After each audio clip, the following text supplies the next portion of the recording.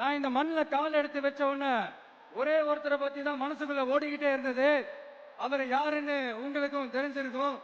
சினிமானாலும் சரி, அரசியல்னாலும் சரி, நமக்கு ரொம்ப ரொம்ப பிடிச்சது புரட்சி தலைவர் எம்ஜிஆர் அவர்கள் தான். அவரோட பழகிறதுக்கு எனக்கு வாய்ப்பு கிடைக்கல.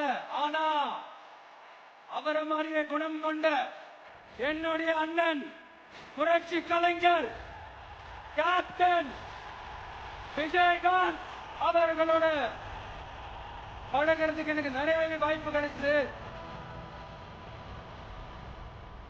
அவரும் இந்த மதுரை மண்ணை சேர்ந்தவர் தானே, அவரை மறக்க முடியுமா?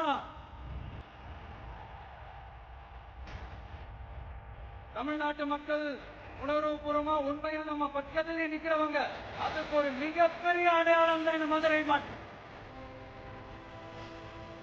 நம்ம தமிழக வெற்றி கழகம் கையில் எடுத்திருக்கிற அரசியலும் அப்படித்தான். உண்மையான அரசியல், உணர்வு பூர்வமான அரசியல், நல்ல அரசியல், நல்லவங்களுக்கான அரசியல், நாட்டு மக்களுக்கான அரசியல், நல்லது மட்டுமே செய்த அரசியல்.